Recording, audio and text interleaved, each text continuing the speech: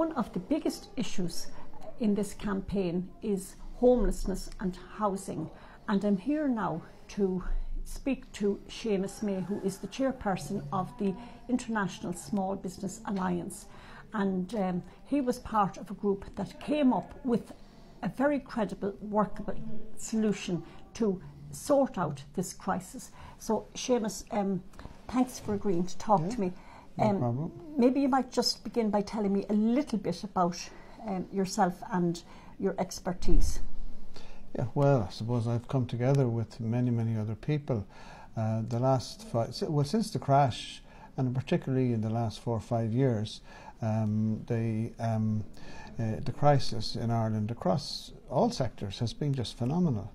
And I'm like so many other people that put their time and energies and efforts into finding solutions. And like, we have been driving up and down the road to Dáil Éireann at our own expense, our own diesel, and sometimes our own overnights and our own food, and we're talking to politicians that are getting paid huge money for doing exactly the same, but they won't listen, and they haven't listened in any sector.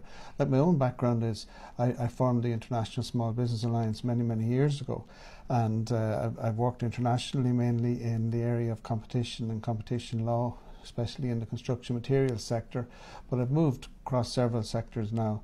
And over the last number of years, like, I would have become joint chair of the Public Banking Forum of Ireland, and I was a very active member of Right to Homes. Now tell me about Right to Homes. Yes. Right to Homes was an initiative, I suppose, coordinated by Brian Riley, but which brought a host of experts in their field together to try and tackle the housing crisis.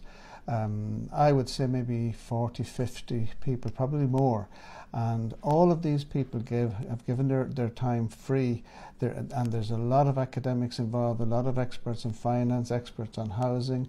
I suppose some of the better known people, the Master of the High Court, Edmund Honohan, has been an absolute stalwart in relation to the housing crisis and in relation to all the work he did with Right to Homes. Father Peter McVeary would have been very supportive to the work of Right to Homes, and it's not fair to mention names because there's just so many. Yes. Then the Master of the High Court, Edmund Honohan, he drafted the Affordable Housing and Fair Mortgage Bill in 2018, and that bill was specifically designed to keep people in their homes and deal with the vulture funds. And like, it's extraordinary, because the bill was introduced to the Dáil by John McGuinness, and very with a lot of support from Mark McSharry. And it has to be said that these two people in Fianna Fáil have worked very hard, not only on these issues but on other issues. But the rest of the Fianna Fáil party has been found wanting time and again. So this bill was designed in such a way that if it passed into legislation, it would have allowed for people to stay in their own homes. Yes, it would. And I mean, public policy is to have people in homes. But what has been very evident, what is absolutely very clear, is that the government are in league with the banks, with the pillar banks, to offload massive amount of our housing stock to foreign vulture funds. This is what's been happening for the last 4 or 5 years, and they even set the vulture funds up in such a way that they had tax haven status. So they were buying on the cheap, selling at massive profits, and paying zilch zero to the Irish economy. Can I just halt you there now, because for somebody like myself, and I suppose for the people that are watching, sometimes it can be difficult for us to grasp something like this. So am I hearing you correctly that this bill was rejected by Fine Gael, a bill that would have allowed people to stay in their own homes, and instead Fine Gael have allowed foreign vultures to come in freely into Ireland and have allowed the banks to pass over the loan books to these vultures at a discounted price? And what has actually happened is that these foreign vultures have been able to make massive profits at the expense of the homeowners. Yes, it was a no-brainer.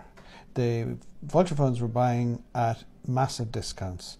sometimes up to 80%. Sometimes they were getting, well, never did they get anything less than 50% of a write-off. But we believe 30 to 40%, they were buying for 30 or 40% of the loan values. And all they could possibly do is make massive amounts of money. And this is our housing stock. This is Ireland's, our people's housing stock that's sold to Vulture funds, and they don't pay tax on the profits. Fine Gael did not want to know. Fine Gael, in actual fact, over the last several years, not just this last 4-year government, but since they came into power, if it's to do with the public interest, well then Fine Gael don't want to know. And sadly, the bulk of Fianna Fáil were the same, because Fianna Fáil were in power, as we know, as yes, well. They were, and yes. if they said it has to be this way, well, then it would have been this way. But, you know, sadly, again, John McGuinness, Mark McSharry, and I don't know if there was anybody else in Fianna Fáil, but those two were very, very behind getting this bill through. And there were other ways of solving the house crisis. Now, can I just hold you there? Because my understanding is that if this bill had passed into legislation, there wouldn't really have been an issue for taxpayers, because you had gone to New York. Tell me about your trip to New York to raise the money. Well, yes, we had, Right to Homes went to New York in August 17. And you were part of that delegation? I was part. There was 11 of us went over. We went over entirely at our own expense. Right. We had a list of meetings pre-arranged, mostly to do with publicising the problems and the crisis in Ireland, and secondly was to raise money. And we did raise commitments on 5 or 6 billion, 5 billion anyway, in New York. But we were unable to use that money or to make that money available in Ireland, because this bill, the Affordable Housing Fair Mortgage Bill, or any of the other efforts by any of the other people that were trying, the government simply would not listen. It was all about offloading everything on the cheap to foreign vulture funds. And like, these are houses that were built, but you know, by Irish people with blood, sweat and tears over generations, and suddenly just sell them off for small money to these vultures. And don't forget, the credit unions offered, I think the credit unions offered to put about 4 or 5 billion again into dealing with the housing crisis, but the government didn't want their money either.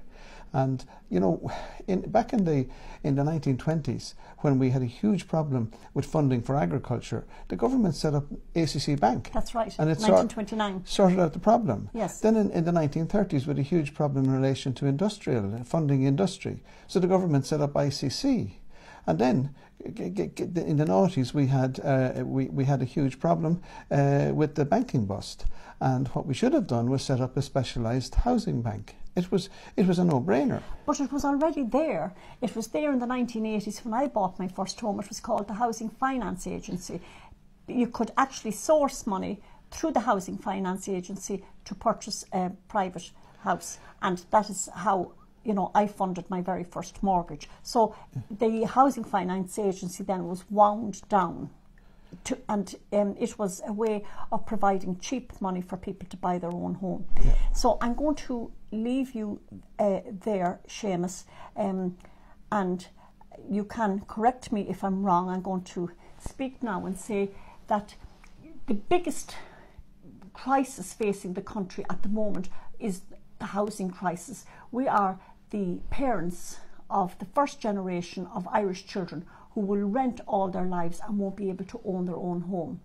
And there was a workable solution which was drawn up by experts, as you heard Seamus say, all in their experts in their own field, including the Master of the High Court, Edmund Honohan, who wrote up the Right to Homes Bill, which was introduced into the Dáil by John McGuinness with the support of Mark McSharry, which was blocked by Fine Gael. Fine Gael chose instead to allow foreign vultures to come into Ireland, hoover up the housing stock of the country at a hugely discounted rate, and make massive profits, and there was no tax to be paid on those profits. And it is such a shame, and I think that come the next Dáil and the formation of the next government, I think this Right to Home Bill introduced by John McGuinness, which went no place, has to be taken down off the shelves, dusted off, and it is a workable solution to the current housing crisis. So thanks very much, Seamus, Thanks, Anna, for chatting to me. Anytime.